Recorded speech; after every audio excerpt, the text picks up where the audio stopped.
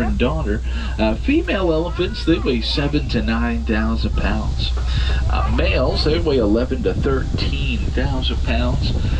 They'll eat around 3 to nearly 500 pounds of vegetation in a single day.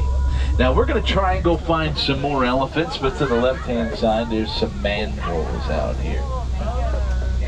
There's a young one as well. Mandrills are the largest species of monkey in all of Africa. You can see the big male there. Males usually weigh about 100 pounds, females around 30 to 70. And like Rafiki from The Lion King, they've got the red and the blue markings on their face and then on their butt, right? And the brighter their markings are, it all depends on their mood. If they're more excited or more agitated, those colorings, tend to become brighter. Now, the way we can tell mandrills are monkeys, it's very, very simple. They have a tail. Monkeys have tails and apes do not. The best way to tell the two apart. Now, we got a really great look at the two elephants to begin here in elephant country, but we're going to cross this bridge and go further. We're going to try and go find some more.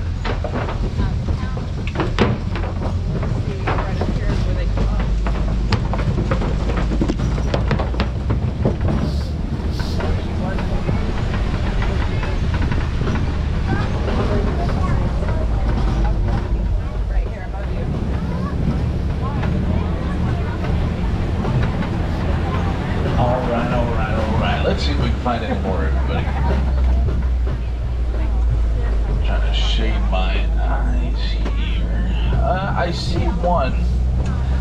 That one's going to be a little tough to see, because as we pull it up, you'll notice there's this tall brush and hill here. But you know what? As we pull it up, I see two more. So if we don't get a great look at this one, well, it looks like we'll get a look at a couple of more. But I'll go slowly so you can get a glimpse of that one. Now, whenever elephants migrate, they're always going to be led by the matriarch of their herd, and that is the oldest female. She's going to rule her herd for over 40 years, passing down her knowledge. And that's an amazing feat, because the lifespan of the African elephant is around 60 to 70 years. So in most cases, that matriarch could be ruling the herd for more than half of her life. And looks like there's a mama and a young one over here on our left-hand side. Look at that. Now, when a female is pregnant, a little baby, they do have the longest gestation period within the entire animal kingdom. And that is going to last 22 months. Just shy of 2 years before a baby elephant is born. We're close to 300 pounds. And I think we might get another look at this little elephant here on our left. Yeah, it'll be just to the left of the big baobab tree. You can see that little elephant. Now, we all know the elephants for the long trunks that they have, which have no bones in them, made up of all muscles. Inside of the elephant's trunk alone holds 40,000 muscles. Compare that number to the amount found within the human body, which is 650, and that'll be quite the difference.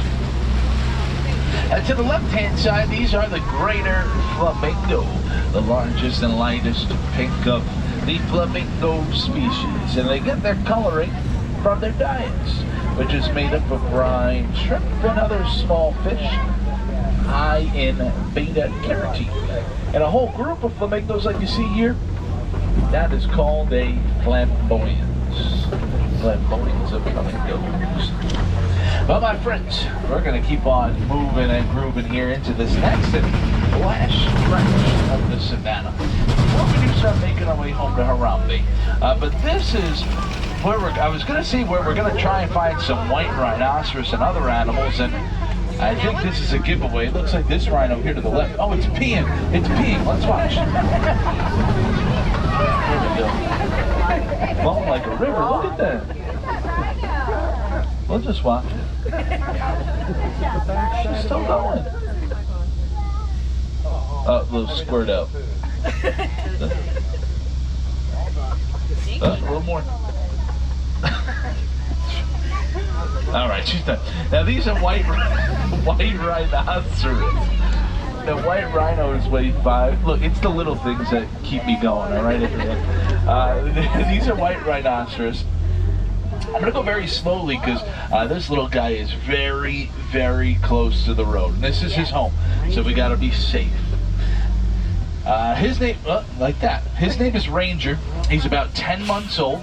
And I'm going to wait for Mama because Mama's going to stay close behind him here. So we'll wait for her to cross too. But that's Ranger. He's about 10 months old. Weighs close to 1,000 pounds. And to the left, it looks like his mama's going to stay there for just a moment. But that's Kendi. Kendi's very first white rhino that was ever born here at Disney's Animal Kingdom in 1999. Ranger there, that's her 5th child. Now what's really cool about seeing that white rhinoceros head, the little baby, is we have 2 more white rhinos, Lola and Jao, that are expecting to give birth here within the next month or so. So very exciting times. To the left-hand side of this yard, there's a cheetah walking around. And there's going to be a couple more in the second yard as well, so you don't get a great look at that one. Then there's another one that's actually all the way in the back, climbing up the hill there. We'll try and find some more. Cheetahs are one of the fastest land mammals in the entire world. They run 65 miles an hour in 3 seconds, and though they're known for their quick speed, only maintain at 100 or 200 yards before they start to slow down. Here in this second yard, all the way over to the right, looks like there's yet another cheetah laying down over there. Go slowly so you see that one as well. Now they have black teardrop markings. You can kind of notice them that go from underneath their eyes down to their mouths. And those act as natural deterrents from the sun, which help them to hunt better during the day.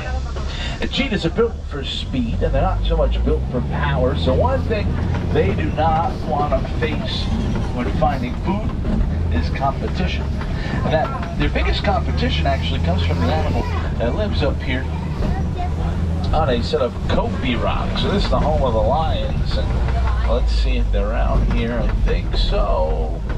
Yeah.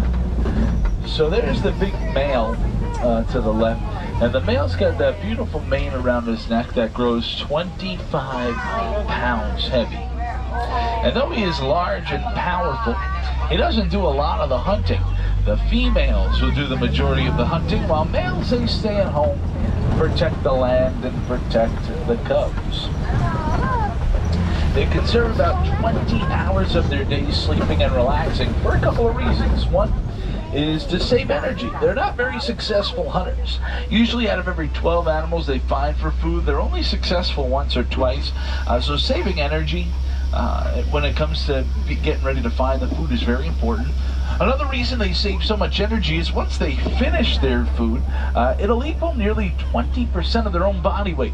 So kind of like how at Thanksgiving we eat maybe 3 plates too much and then take a nap after, that's kind of like how the lions feel just on a daily basis.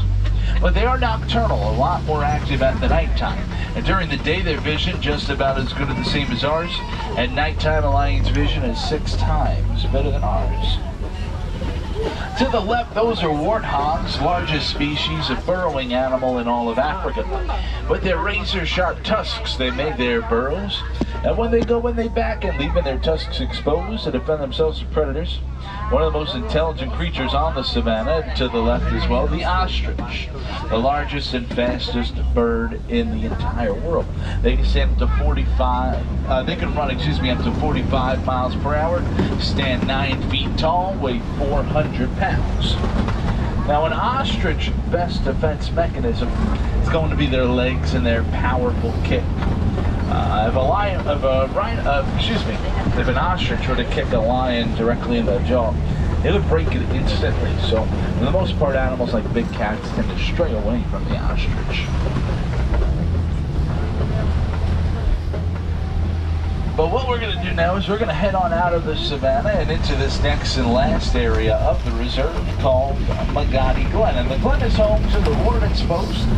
That was built for our head warden, Wilson Matua. And since he has set up shop here, he's brought along Nigerian dwarf goats who are making themselves right at home, as you can see, everybody. These animals are originally found in western parts of Africa, domesticated around the world. There are many farmlands and reserves like the one we have been on today. They hang around the post and they eat the grass. Keep it nice and short. Helps the warden out quite a bit. And as a thank you to the warden for letting them hang out here and eat his grass, they'll provide them with lots of delicious milk, high in protein. But my friends, as we exit Magadi Glen, that will end our time on Harambe Wildlife Reserve. And I hope you saw a lot of animals that you were looking forward to seeing out there today, and maybe you saw a couple animals that you've never seen before. But always remember, no two safaris are the same, and the animals that live out here will make sure of it. So if you ever have the time to come on back, please do, everybody. We'd love to have you. We're going through this waterfall, making our way back home to Harambe. And before I drop you off, make sure that you double check your rows and double tap your pockets. Make sure you have everything that you brought out here with you today. Don't want you to leave anything behind. Now, let me see, what time is it? It is 9:56. So at 10 o'clock, that's when the Wilderness Explorer programs begin.